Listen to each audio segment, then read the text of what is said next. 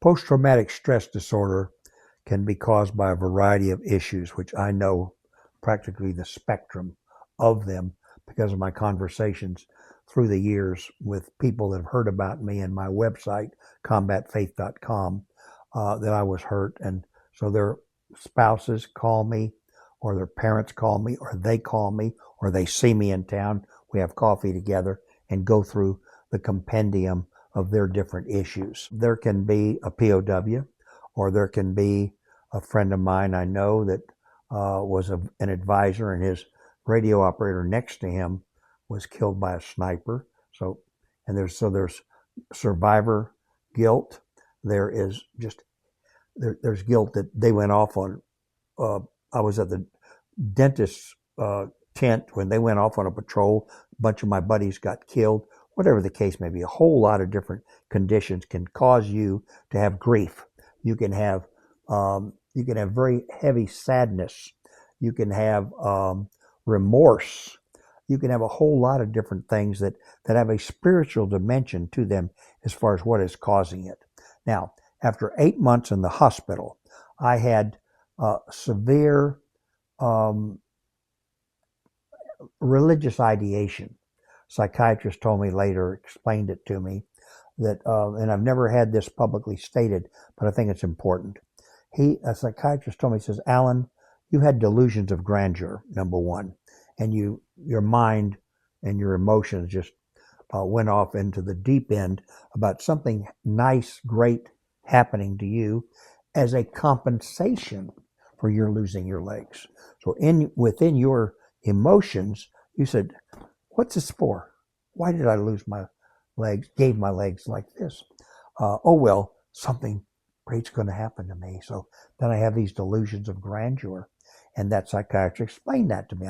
I saw several psychiatrists. Finally, one, when I was on the governor's staff, told me that. Okay? The psychiatrist that treated me in the hospital did not tell me anything like that. So there was a time when I was getting morphine, I guess. I don't know. But I started having for about 4 days these delusions. So I cracked totally. And I was sent to a closed psychiatric ward at San Antonio, Fort Sam Houston was Brooke Army Hospital. So I was there for 14 weeks. Horrendous time because majority of the people that were being treated were actually people that had broken down in basic or AIT. They were not combat veterans. To my knowledge, only one other had been under fire, an infantry guy. And then the other ones were alcoholics, variety of different reasons, drug addicts. And so it was not any kind of a big deal. These are all combat vets or anything. So I was there 14 weeks. I saw the psychiatrist told me, he said, Alan, I said, I want to go to law school. He said, Alan, I don't want you to be under pressure for law school. He says, do anything else, but don't go to law school. Too much pressure. He says, you are going to be susceptible to episodes of post-traumatic stress disorder for several years till you get recovered and get it together. So I had to see psychiatrists and take antidepressants for 6 or 7 years after that 14-week stay till about 74 or 75. I hated to see a psychiatrist, but I got out. And while I was at SMU, once a week I saw a psychiatrist. And when I went to work I worked for Ross Perot for a very short period. Now you talk about a pressure job.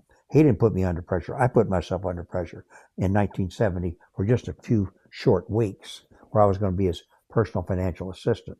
But then I had to leave his employ. I went in for exit interview and he said, Alan, my job will be available for you for 1 year. He said, if you feel better and get your emotional strength back and feel comfortable again, you come to work for me within a year, same job. Amazing. Okay. As it turns out, I went to work at a bank. Now, I have an anecdote about the bank. The president of the bank in 1970 had been a sergeant in World War II. I heard later that he did not want to have me hired at the bank because he thought as a severely disabled veteran, I would lose time working. When I heard that later on, I was very depressed about that. For me to be a disabled veteran, especially in the Army he had been in, to be treated that way. 1978, when Governor Clements wanted me to be on his staff. 8 years later, first man he called was the president of Republic National Bank, who came to my desk in the bank and said, the governor wants us to put you on a leave of absence to go work for him in Austin, which I thought was great closure. The guy that didn't want me hired as a disabled student in 8 years, disabled vet, in 8 years later was strong enough and involved enough to be picked by the governor of Texas to have the first office outside his office, the state capitol in Austin.